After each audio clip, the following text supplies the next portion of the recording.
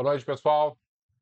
Começando mais uma live de quartas, no nosso espaço virtual do Centro Espírita Nair Montes de Castro, nosso celeiro de luz. Que Jesus nos abençoe e que possamos unir em mais esta noite os nossos corações a Jesus, esse Mestre que nos ama tanto, que orienta as nossas vidas, que norteia os nossos caminhos. Espero que todos estejam muito bem. E hoje vamos dar prosseguimento a mais um capítulo do livro Boa Nova, psicografado por Chico Xavier e ditado pelo espírito Humberto de Campos, esse grande escritor, esse grande homem da nossa literatura brasileira.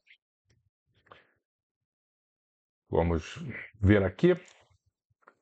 Estamos já no capítulo 13 e falaremos hoje um pouquinho sobre pecado e punição. E aí eu me lembro que o terceiro capítulo deste maravilhoso livro, nós conversamos um pouco sobre as primeiras pregações de Jesus. E o que eu recordo que discutimos na nossa introdução?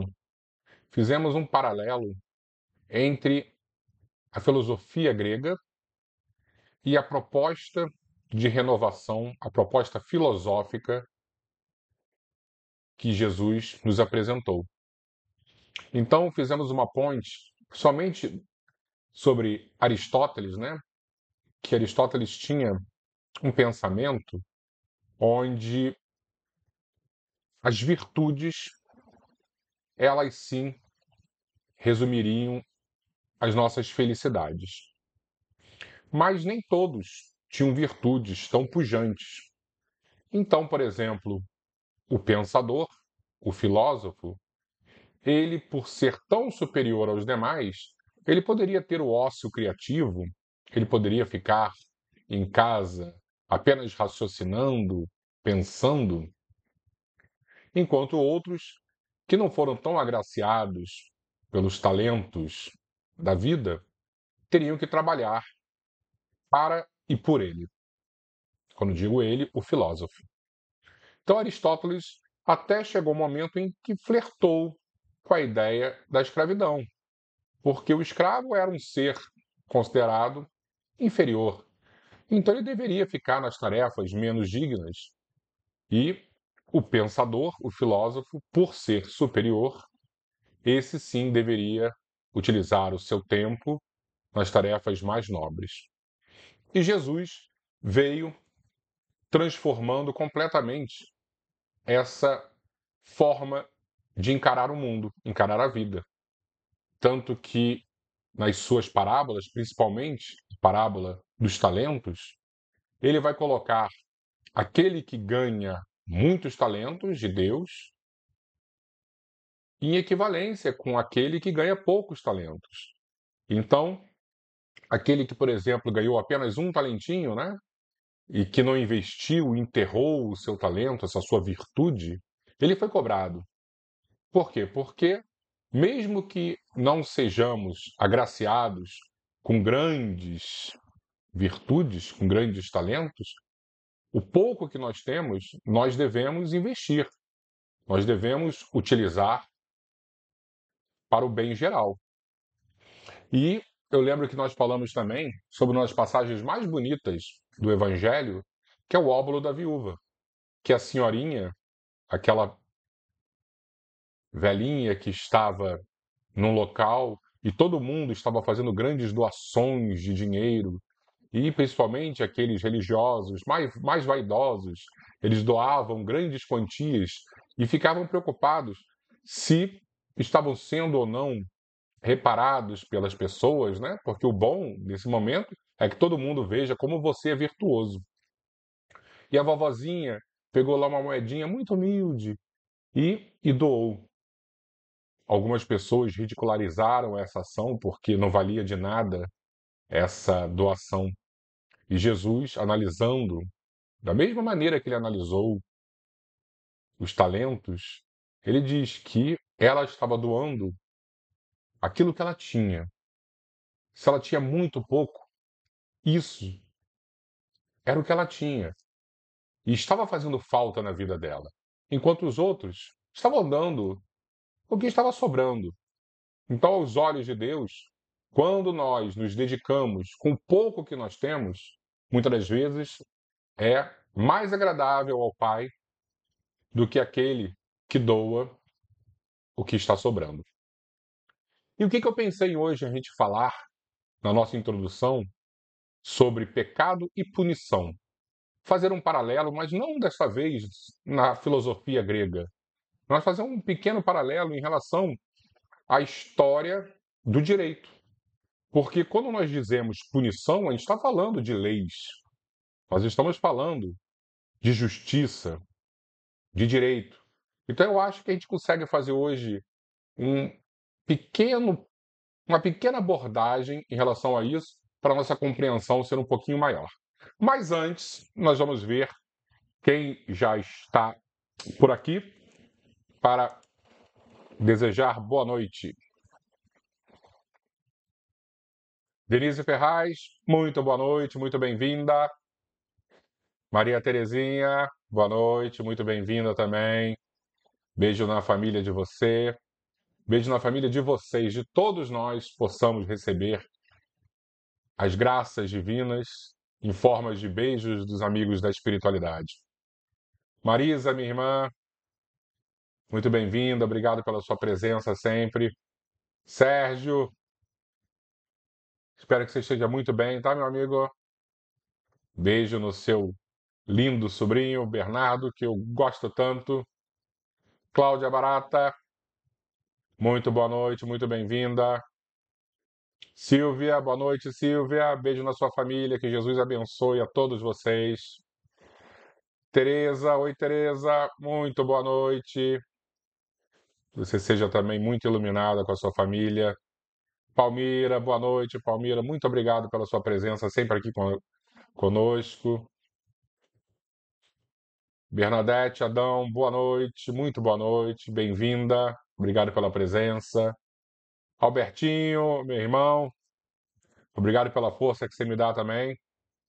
E quando puder, ore pelo seu amigo aqui. Ele sempre precisa. Então eu acho que podemos iniciar. Então, como eu estava dizendo, nós vamos tentar fazer hoje, na nossa introdução, um apanhado de justiça, de leis e da história do nosso direito. Mas antes eu queria fazer uma introdução da introdução. Por quê? Porque nós espíritas, nós temos alguns conceitos bem solidificados em nossas vidas, né? Ah, não, porque nós vivemos num planeta, todo mundo tem quase que decorado de expiações e provas, né? E antigamente, há muito tempo, o nosso planeta era um mundo primitivo e acabou que nós migramos para esse mundo de provas e expiações, ou expiações e provas. E os espíritos dizem que o nosso planeta, através dessa transformação que estamos passando, vai alcançar um novo estágio evolutivo que será o mundo de regeneração. Então nós temos esses conceitos já bem trabalhados em nossas mentes, né? Mas nem sempre nós compreendemos quando um estágio termina e quando inicia o outro. Quando é que a Terra saiu do mundo primitivo e entrou no mundo de expiações e provas? Isso é difícil a gente analisar, difícil a gente chegar a uma conclusão, né? E parece que é de um dia para outro. Como o aluno que terminou a quarta série e no ano seguinte já está cursando a quinta série. Mas não é assim. Na verdade, é um período longo de transformação. E é muito importante a gente ter essa conversa aqui também, porque quando nós ficamos ansiosos que o nosso planeta está migrando para um mundo de regeneração, também achamos que vai ser de um dia para o outro que a paz vai reinar no nosso orbe azul. E não é assim. Serão alguns séculos de transformação. Não será de um dia para o outro. E aí, nessa lógica, eu gostaria de conversar com vocês quando saímos do mundo primitivo e quando entramos no mundo de expiações e provas. Por quê? Porque quando falamos de expiação, principalmente expiação, nós estamos conversando sobre um estágio de consciência que a humanidade adquiriu, e a partir desse estágio de consciência, o ser humano já é responsabilizado pelos seus atos. Então, voltando aqui ao nosso capítulo, pecado e punição, quando falamos de expiação, significa que o ser humano, neste momento que começa a pecar, com consciência do ato, ele começa também a ser punido. Expiar é isso. Expiar, dentro de uma linguagem menos sofisticada, é pagar os pecados que cometemos de outrora, em outrora. Ok? Então, vamos voltar alguns anos, né? Um pouquinho, a fase um pouquinho anterior de quando o Homo sapiens surgiu. Eu não vou falar sobre os seres anteriores, né, aos sapiens, para não ficar sofisticando demais a nossa conversa aqui. Vamos pensar que nós viemos do macaco, viemos do chimpanzé. E a gente sabe que não foi exatamente assim que aconteceu, né? O chimpanzé é o nosso primo mais próximo. Mas vamos imaginar que nós viemos do chimpanzé. E o chimpanzé cometeu lá alguns erros. E a gente vai, de maneira mais didática, dizer que ele cometeu alguns pecados. E podem ter certeza, o chimpanzé é um bicho muito cruel quando ele quer ser, tá? A gente não está falando de um ser que age com a pureza, por exemplo, de uma ave, a pureza de um coelho. Não, a gente está falando de um animal que é muito próximo da gente e que tem um instinto de sobrevivência, um instinto de perpetuação da espécie, e que ele, de alguma forma, consegue já elaborar um pouquinho do seu raciocínio para cometer atos muito cruéis, principalmente com aqueles que estão invadindo o seu território. Eu não vou citar aqui o que eles fazem, para justamente não quebrar a nossa tentativa de entrar em sintonia com os bons espíritos. Mas só para vocês terem ideia, eles são cruéis. Vocês acham que quando um chimpanzé morre e ele retorna pagando erros do passado? Não. Por quê? Porque ele não tem consciência plena dos seus atos. Então, neste momento, a gente consegue imaginar que o chimpanzé, até o chimpanzé de hoje em dia, ele vive num mundo primitivo, onde não existe essa relação de causa e efeito. Não existe essa roupagem de expiação, isto é, pagar erros do passado. Por quê? Repetindo, ele ainda não tem a consciência elaborada como nós temos. Mas aí, voltando àquela linha de evolução fictícia, né? O chimpanzé foi evoluindo e chegamos no Homo sapiens. Neste momento, o sapiens já entra no mundo de expiação e provas? Também não, porque a primeira versão do Sapiens ainda era uma versão muito rudimentar, com pouco grau de consciência. Apenas 70 mil anos atrás, o cérebro do Sapiens teve uma mutação, e a gente já falou aqui isso diversas vezes, chamada de revolução cognitiva, e aí sim o pensamento se transformou e um grau de consciência muito maior surgiu na nossa espécie. Apenas 70 mil anos. Então, Leco, podemos dizer que, através dessa revolução cognitiva, saímos do mundo primitivo para o mundo de expiação e provas? De uma certa forma, sim. Mas claro que não foi de maneira plena, não foi de maneira robusta. O Sapiens teve que ainda evoluir muito, galgar muito cognitivamente falando, buscando mais consciência para utilizar de maneira mais aprofundada e adequada essa lei de causa e efeito. Perfeito? Então vamos 6.000 anos atrás apenas, onde na Suméria surge a escrita. Repara só, o que está acontecendo? A gente está dizendo apenas 6.000 anos atrás. De maneira mais didática, vamos falar assim, nós saímos da pré-história e iniciamos a história. Por quê? Porque como não tinha nada escrito, não existia ainda a escrita no nosso planeta, é contabilizado pré-história. E a partir do momento que nós inventamos a escrita, entramos então na história da humanidade, porque ela pôde ser escrita. Não era mais a tradição oral que regia as relações. Já começava a ter os primeiros códigos escritos. E aí, um sapiens estava devendo uma cabra para o seu primo sapiens distante. E ele nunca pagou. O que o outro primo, esse que estava precisando de uma cabra e eu nunca paguei, fez? Ele foi na minha aldeia, botou fogo na minha aldeia, porque ele estava com muita raiva, e acabou com tudo. Matou todo mundo.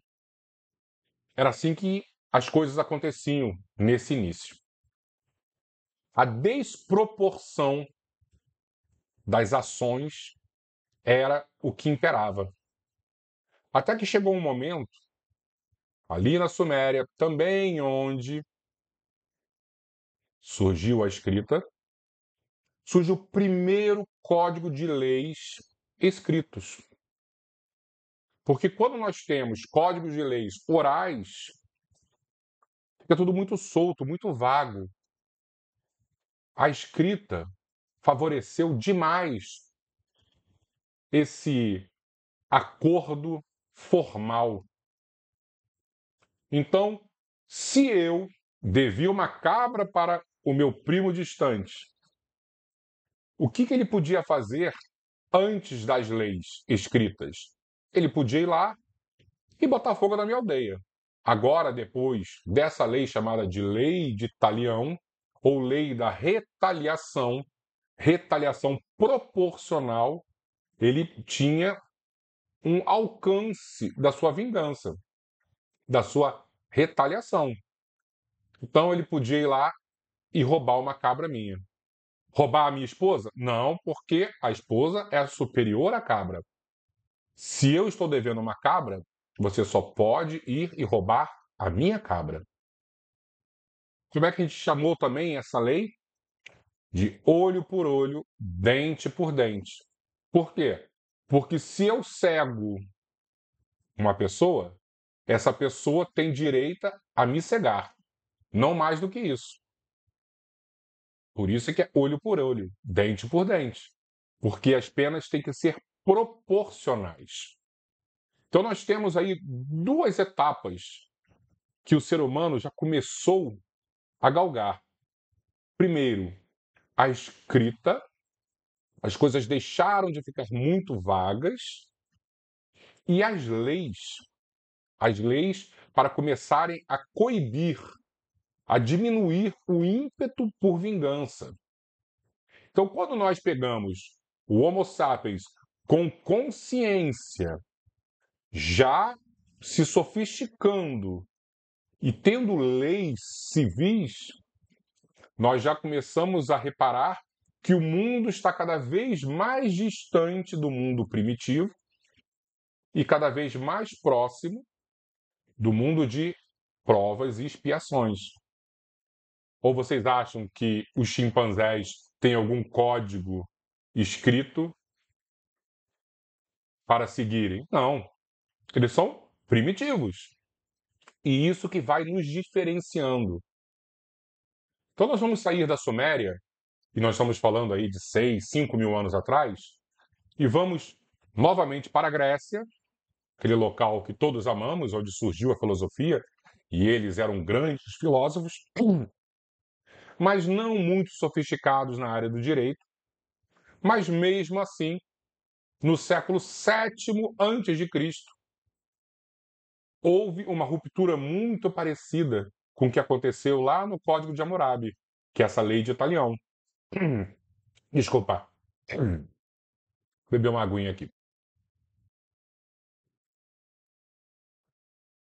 Vai surgir um legislador chamado Drácon, e ele também vai propor essa alteração das leis orais, das tradições orais, para leis escritas. Mas ainda assim, como a expressão diz, muito draconianas. Por que draconianas? Qual é o sinônimo de draconiano? Muito duras. Então, quando falamos, essa lei é muito draconiana, é uma lei muito pesada. Porque a época pedia isso. É claro que Drácon, legislou flertando, sendo mais parceiro da aristocracia que existia na Grécia. Mas, para o mundo ainda ser primitivo, ele flertou com esse peso maior das leis. E aí, de alguma forma, a população ela acaba entrando nos eixos, porque ela fica com medo dessa mão pesada do Estado, mas uma revolta acaba sempre sendo plantada no coração das pessoas. Porque as leis, supostamente, são para que haja justiça. Mas, desta maneira desproporcional, draconiana, nem sempre a justiça acontece através das leis. O tempo passa, Drácon não está mais nesse comando, e surge Solon, onde dá uma amenizada na legislação. Mas eu queria migrar com vocês para Roma. Vocês devem recordar que quando lemos A Caminho da Luz, Emmanuel deixou muito claro que a filosofia era o legado da Grécia e não o direito. A filosofia, Sócrates, Platão, Aristóteles, como dissemos aqui no início, os pré-socráticos, os estoicos, todas essas escolas filosóficas maravilhosas. Esse foi um dos grandes legados da Grécia e que o cristianismo, junto desses pensamentos, iria florescer. Mas juntos também do cristianismo e da filosofia grega, não podemos esquecer que existia o direito romano, que aí sim vale a pena falarmos rapidamente para tentar compreender como nós hoje ainda somos influenciados, principalmente em sociedade ocidental, por esse direito. Então nós vamos ter, poucos séculos antes da vinda de Cristo, já um direito em Roma muito elaborado, com as 12 tábuas.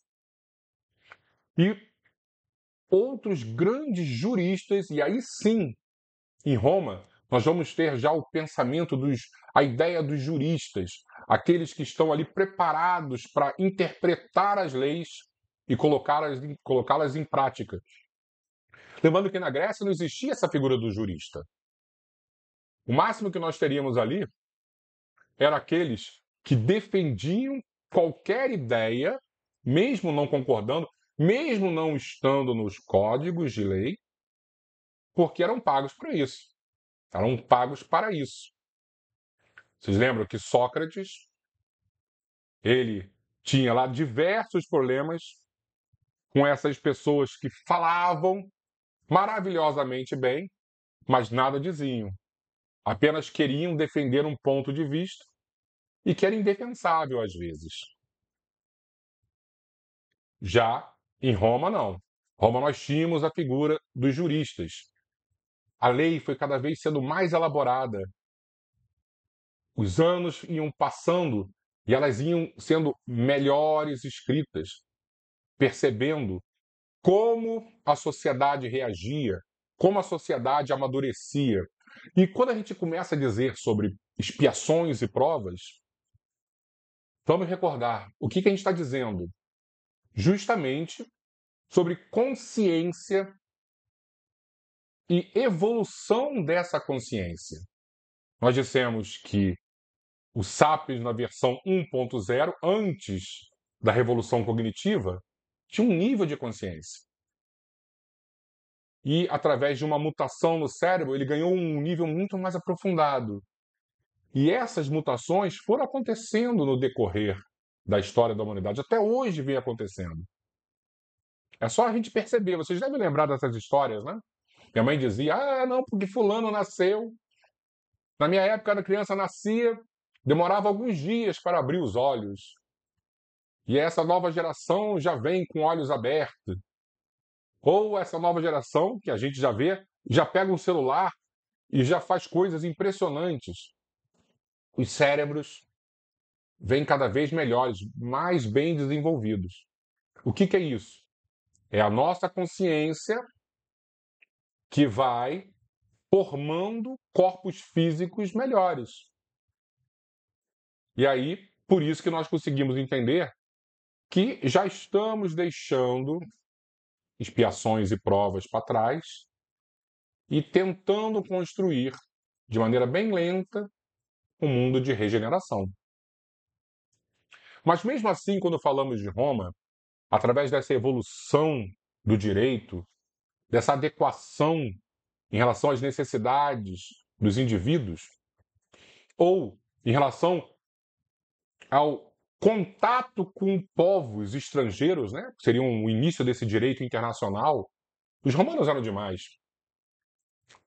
Mesmo assim, as leis eram muito brutas, muito cruéis. Por quê? Porque refletiam uma sociedade, por mais que já estivesse trabalhando para entrar no mundo de expiações e provas, ainda primitiva no seu íntimo, na sua moralidade. Mas como Jesus surge e transforma a filosofia, esse legado filosófico que a Grécia deixou, esse mesmo Jesus, ele transforma a interpretação das leis, mostrando sim que a lei pode estar relacionada intimamente com a justiça, mas não a justiça dos homens, a justiça divina. E hoje no nosso capítulo nós vamos falar um pouquinho sobre a moça adúltera ou a prostituta que ia ser apedrejada. E muitas vezes a gente não consegue compreender o sentido mais amplo dessa passagem tão bonita de Jesus. Então, lembrando, já que falamos aqui do direito dos sumérios, do direito dos gregos, do direito dos romanos, tudo superficialmente, mas demos uma pincelada, vamos lembrar também que Moisés, ele abraça a lei de Italião, a lei do olho por olho, dente por dente, e faz uma espécie de fusão com as leis de Deus, os 10 mandamentos. Então nós temos as leis morais, que são os 10 mandamentos, mas Moisés, ele também tem um código civil que norteia os seus passos, justamente para educar o povo judeu que é liberto do Egito. não seriam apenas 10 leis. Quando eu digo apenas, eu boto entre aspas, tá? Porque são leis poderosíssimas. Mas como o povo ainda era muito primitivo, não seriam apenas essas 10 leis morais, mas leis duras que foram importadas da Suméria, o Código de Hammurabi, olho por olho, dente por dente, que ajudaram nesse trabalho educativo de Moisés com o povo hebreu, o povo judeu. E a gente já falou aqui diversas vezes que Moisés é a grande figura do judaísmo, porque ele libertou o seu povo e, de uma maneira equivocada, o povo hebreu, o judeu, acreditou que a função de Moisés foi o libertador da guerra, da força. Tanto que as tradições dizem que Deus, esse superpoder que é Deus, matou os primogênitos dos egípcios. Para a gente, hoje em dia, uma crueldade terrível. Mas para a época, para eles, um sinal de que o povo judeu era o povo escolhido. E quando Jesus chega e se apresenta como Messias, o que os judeus da época imaginaram? Que Jesus seria um Messias ao nível de Moisés, um profeta libertador. E libertador, principalmente, da prisão que os romanos causavam nesse povo. Os romanos eram os dominadores da região. E os judeus odiavam os romanos. E se Jesus era o Messias, Jesus tinha que vencer os romanos. Essa era a lógica dos judeus à época. E Jesus se apresentou como um cordeiro, como homem da paz, trazendo uma nova visão de Deus. Não mais aquele Deus que matava os primogênitos, mas um Deus do amor, que acolhia, que agia com compaixão. E existia uma lei que regia a sociedade judaica da época, que eram essas leis civis de Moisés. E o que dizia, o que estava escrito nas leis civis de Moisés? Que aquele que peca, aquele que erra, aquele que é contra as leis, deve ser punido. E essa adúltera, ela tinha que ser punida de acordo com as leis de Moisés, com a morte. Ela tinha que ser apedrejada. E os judeus sabiam disso. Era claro. Mas eles tinham certeza também que Jesus, por ser um pacifista, não iria permitir que aquela jovem morresse apedrejada na sua frente.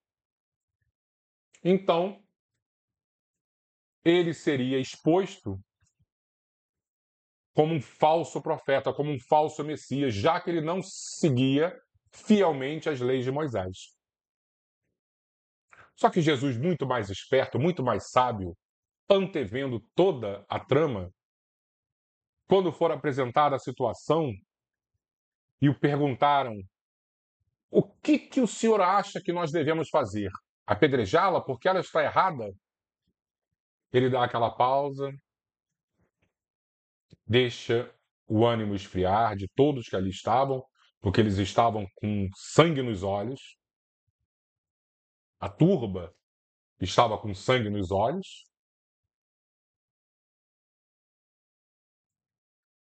E diz: atire a primeira pedra aquele que estiver sem pecado.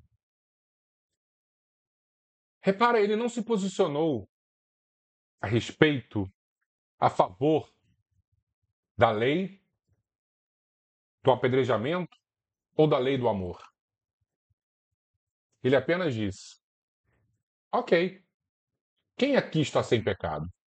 Quem estiver, vai lá, deixando muito claro de que se a lei existe, a lei é para todos.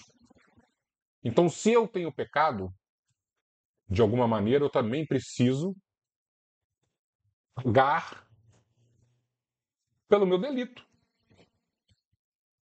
E se eu jogo uma pedra nesta senhora, eu estou dizendo que eu sou puro. Olha como ele inverteu. Olha como ele foi sábio, como ele foi grande. E aí a turba enlouquecida vai embora. Os fariseus, aqueles que pensaram que iriam dar o golpe perfeito no mestre, também foram embora. Ficou a mulher, ficaram alguns discípulos mais próximos. E ele, de maneira muito doce, convida a mulher à reflexão dos seus atos, mas não a julga, acolhe, educa. E é isso que eu gostaria que ficasse nas nossas mentes hoje à noite. Que as leis nem sempre elas refletem a justiça. Mas existe uma lei proposta por Jesus há 2000 anos, que essa sim é perfeita porque ela reflete a mente perfeita do Criador, que é a lei do amor. E nós que somos imperfeitos, que não conhecemos ainda o amor, mas conhecemos os nossos erros, conhecemos as nossas imperfeições, os nossos defeitos, os nossos pecados, precisamos utilizar a lei do perdão justamente para libertar aquele que está equivocado e libertar também o nosso vazio existencial, os nossos equívocos, que são enormes. Quando perdoamos o próximo, estamos abrindo a porta para que Jesus nos perdoe os nossos pecados. Então eu acho que podemos iniciar a leitura, porque com essa introdução, acredito que vai ficar mais fácil nossa compreensão.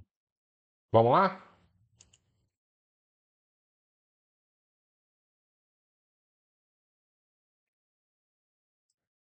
Pecado e punição. Jesus havia terminado uma das suas pregações na praça pública, quando percebeu que a multidão se movimentava em alvoroço. Alguns populares mais exaltados prorrompiam em gritos, enquanto uma mulher ofegante, cabelos desgrenhados e faces macilentas, se aproximava dele, com uma súplica de proteção a lhe sair dos olhos tristes. Os muitos judeus ali aglomerados excitavam o ânimo geral, reclamando o apedrejamento da pecadora, na conformidade das antigas tradições, as leis orais e escritas dos judeus. Solicitado então a se constituir juiz dos costumes do povo, o mestre exclamou com serenidade e desassombro, causando estupefação aos que o ouviam: aquele que estivesse em pecado, atire a primeira pedra. Por toda a assembleia se fez sentir uma surpresa inquietante. As acusações morreram nos lábios mais exaltados. A multidão ensimesmava-se para compreender a sua própria situação. Enquanto isso, o mestre pôs-se a escrever no solo despreocupadamente.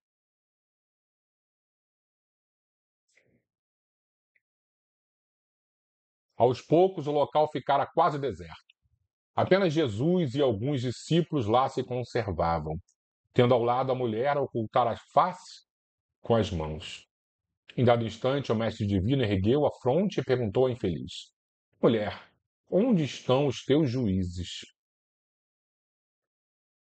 Observando que a pecadora lhe respondia apenas com um olhar reconhecido, Onde as lágrimas aljofravam um misto de agradecimento e alegria, Jesus continuou: Ninguém te condenou? Também eu não te condeno. Vai e não peques mais. A infeliz criatura retirou-se, experimentando uma sensação nova no espírito. A generosidade do Messias lhe iluminava o coração, em claridades vivas que lhe banhavam a alma toda. Mas enquanto a pecadora se retirava, presa de intensa alegria, os poucos discípulos que se encontravam junto do Senhor não conseguiam ocultar a estranheza que lhes causara o seu gesto. Por que não condenara ele aquela mulher de vida censurável aos olhos de todos? Não se tratava de uma mulher adúltera? Nesse íntere, João se aproximou e interrogou: Mestre, por que não condenastes a meretriz de vida infame? Jesus fixou no discípulo o olhar calmo e bondoso e redarguiu: Quais as razões que aduzes em favor dessa condenação? Sabes o motivo por que essa pobre mulher se prostituiu? Terás sofrido alguma vez a dureza das vicissitudes que ela atravessou em sua vida? Ignoras o vulto das necessidades e das tentações que a fizeram sucumbir a meio do caminho? Não sabes quantas vezes tem sido ela objeto do escárnio dos pais, dos filhos e dos irmãos das mulheres mais infelizes? Mais felizes? Não seria justo agravar-lhe os padecimentos infernais da consciência pesarosa e sem rumo. Entretanto, exclamou João, defendendo os princípios da lei antiga. Repara, a lei antiga. Jesus vem transformar essa lei. Ela pecou e fez jus à punição. Não está escrito que os homens pagarão ceitil por ceitil os seus próprios erros? O mestre sorriu sem se perturbar e esclareceu: Ninguém pode contestar que ela tenha pecado. Quem estará impreensível na face da terra? Há sacerdotes da lei, magistrados e filósofos que prostituíram suas almas por mais baixo preço. Contudo, ainda não lhes vi os acusadores. Isso é muito profundo, né? Quantas vezes nós que estamos apedrejando nos prostituímos muito mais do que as ditas prostitutas. A hipocrisia costuma campear impune, enquanto se atiram pedras ao sofrimento. João, o mundo está cheio de túmulos caiados. Deus, porém, é o Pai de bondade infinita que aguarda os filhos pródigos em sua casa. Poder-se-ia desejar para a pecadora humilde tormento maior do que aquele a que ela própria se condenou por tempo indeterminado? Quantas vezes lhe tem faltado pão à boca, faminta, ou a manifestação de um carinho sincero à alma angustiada? Raras dores no mundo serão idênticas às agonias de suas noites silenciosas e tristes. Esse é o seu doloroso inferno, sua aflitiva condenação. É que em todos os planos da vida, o Instituto da Justiça Divina funciona, naturalmente, com seus princípios de compensação. Cada ser traz consigo a fagulha sagrada do Criador e erige dentro de si o santuário de sua presença ou a muralha sombria da negação. Mas só a luz e o bem são eternos, e um dia todos os redutos do mal cairão, para que Deus resplandeça no espírito de seus filhos. Não é para ensinar outra coisa que está escrito na lei. Vós sois deuses. Porventura, não sabes que a herança de um pai se divide entre os filhos em partes iguais? As criaturas transviadas são as que não souberam entrar na posse de seu quinhão divino, permutando pela satisfação dos seus caprichos no desregramento ou no abuso, na idolatria ou no crime, pagando alto preço pelas suas decisões voluntárias. O pai divide igualmente com todos os seus filhos os seus bens. Mas nem sempre nós somos capazes de compreender que ele nos oferece tanto. E por isso, ficamos tão perdidos. Como Jesus é sábio, meu Deus. Examinada a situação por esse prisma, temos que reconhecer no mundo uma vasta escola de regeneração, onde todas as criaturas se reabilitam da traição aos seus próprios deveres. A Terra, portanto, pode ser tida como um grande hospital, onde o pecado é a doença de todos. O Evangelho, no entanto, traz ao homem enfermo um remédio eficaz, para que todas as estradas se transformem em suave caminho de redenção.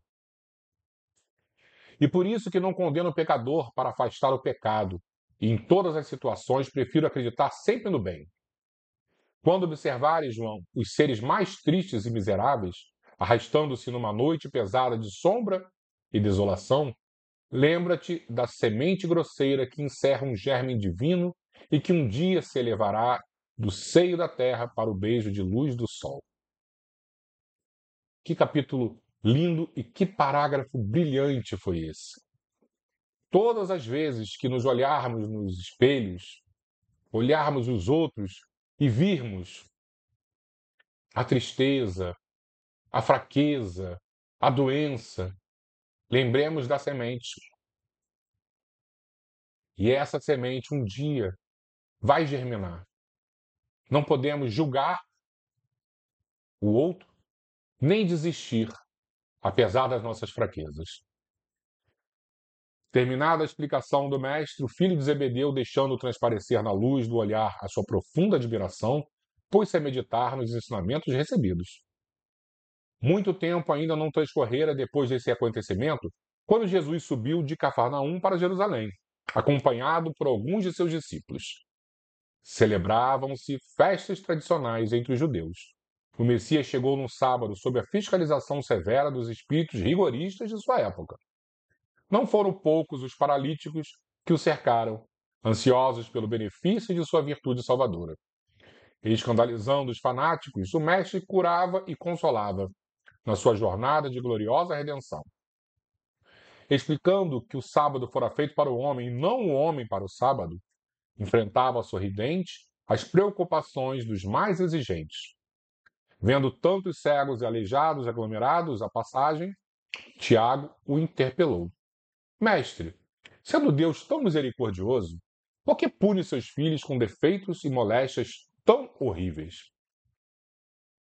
Acreditas, Tiago, respondeu Jesus, que Deus desça de sua sabedoria e de seu amor para punir seus próprios filhos? O Pai tem o seu plano determinado, com respeito à criação inteira. Mas dentro desse plano, a cada criatura cabe uma parte na edificação. Foi o que nós falamos lá no início. Todos nós recebemos talentos. E cabe a cada um de nós o bom uso desses talentos. Mas nem sempre somos capazes. Então não é Deus que vem nos punir. Somos nós mesmos responsáveis pelos próprios infernos que construímos, pela qual terá de responder. Abandonando o trabalho divino para viver ao sabor dos caprichos próprios, a alma cria para si a situação correspondente, trabalhando para reintegrar-se no plano divino, depois de se haver deixado levar pelas sugestões funestas, contrárias à sua própria paz. João compreendeu que a palavra do Messias era a confirmação dos ensinamentos que já ouvira de seus lábios, na tarde em que a multidão exigia o apedrejamento da pecadora. Afastaram-se em seguida do tanque de Betsaida, cujas águas eram tidas em Jerusalém na conta de miraculosas, e onde o mestre fizera andar paralíticos, dera vista a cegos e limpara leprosos. Na companhia de Tiago e João, o Senhor encaminhou-se para o templo, onde um dos paralíticos que ele havia curado relatava o acontecido, cheio de sincera alegria. Jesus aproximou-se dele e, deixando entrever aos seus discípulos que desejava confirmar os ensinamentos sobre pecado e punição, falou-lhe abertamente, como se lê no texto evangélico de João. Eis que estás são, não peques mais, para que te não suceda coisa pior. Desde que esses ensinos foram dados, novas ideias de fraternidade povoaram o mundo, com respeito aos transviados, aos criminosos e aos inimigos, atingindo a própria organização política dos estados. Então, como a vinda de Jesus à Terra, essa sim foi a revolução que precisávamos. Porque o caminho do direito foi um caminho sempre muito lento, porque as ideias de justiça e lei Fomos nós, seres humanos, ainda transviados que propusemos. Mas quando Jesus vem apresentar a figura de Deus como Pai e como legislador do universo, aí sim houve a revolução no planeta. Aí sim saímos do mundo primitivo, do mundo de provas e expiações, do mundo de regeneração, e foi nos apresentado a solução dos mundos felizes, muito distante ainda da nossa realidade. Mas o Mestre compreendeu que nós já éramos capazes de entender a profundidade desses valores. O Império Romano vulgarizara os mais nefandos processos de regeneração ou de vingança. Escravos ignorantes eram pastos das feras nos divertimentos públicos, pelas pautas mais insignificantes nas casas dos patrícios. Só de uma vez 30.000 desses servos, a quem se negava qualquer bem do espírito, foram crucificados numa festa, próximo aos soberbos aquedutos da Via Ápia. E aí a gente consegue perceber como a lei nem sempre faz justiça. Essas leis draconianas ou leis brandas demais não representam a justiça. Se quisermos compreender e vislumbrar um mundo melhor, as leis de amor, as leis de perdão, as leis de compaixão precisam nortear a justiça que pretendemos. Os açoites humilhantes eram um castigo suave. Entretanto, desde a tarde que Jesus se encontrou com a pecadora em frente da multidão, um pensamento novo entrou a dominar aos poucos o espírito do mundo. Eu vou repetir esta frase. Entretanto, desde a tarde que Jesus se encontrou com a pecadora em frente da multidão, um pensamento novo entrou a dominar aos poucos o espírito do mundo. A substância evangélica do ensino inolvidável penetrou o aparelho judiciário de todos os povos. A sociedade começou a compreender suas obrigações e procurou segregar o criminoso, como se isola um doente, buscando auxiliá-lo na reforma definitiva por todos os meios ao seu alcance. Os menores delinquentes foram amparados pelas numerosas escolas de regeneração. Todo o sistema da justiça humana evoluiu para os princípios da magnanimidade e os juízes modernos, lavrando suas sentenças, se nunca haverem manuseado o Novo Testamento, talvez ignorem que procedem assim por ter sido Jesus o grande reformador da criminologia. É impressionante como Jesus revolucionou todos os pontos do nosso planeta. Como temos que agradecer a esse mestre que veio ao nosso planeta trazer realidade tão transcendente, tão espiritualizante. Vamos fazer a nossa oração.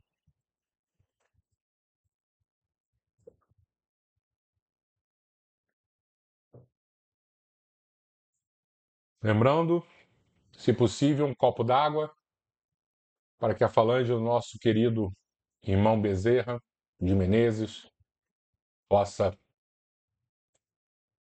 continuar o tratamento que todos nós estamos recebendo nessas noites de quarta.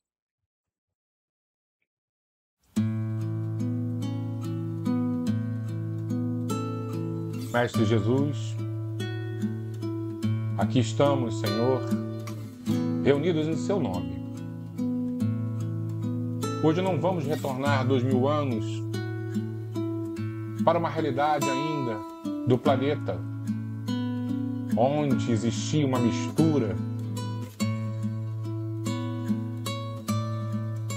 de primitivismo e de consciência ainda em formação.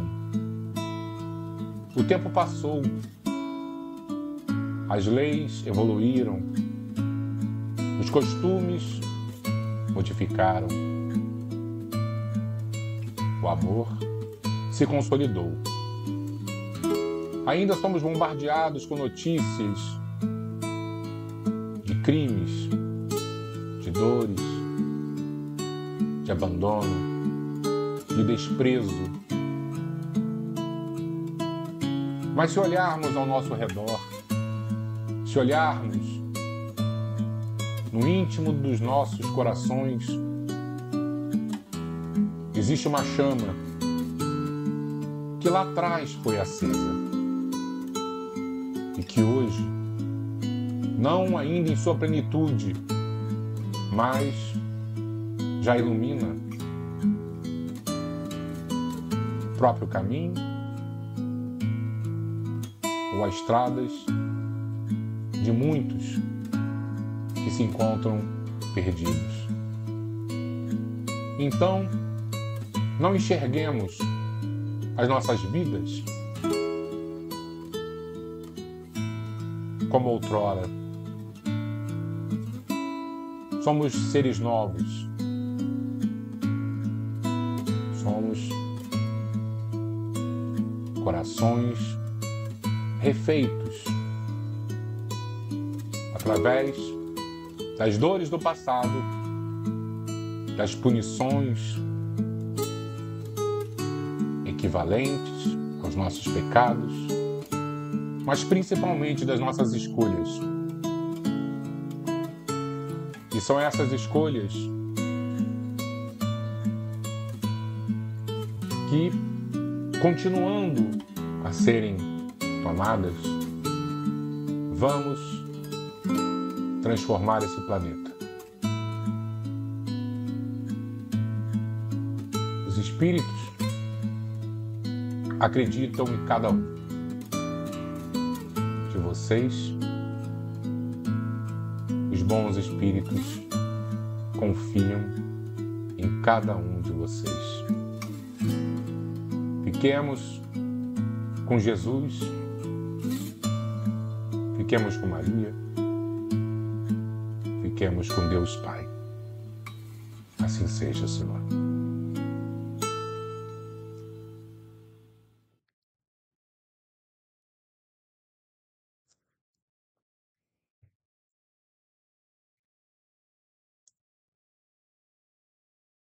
Muito obrigado, pessoal. E eu não sei se vocês perceberam, essa oração não fui eu que fiz não, tá?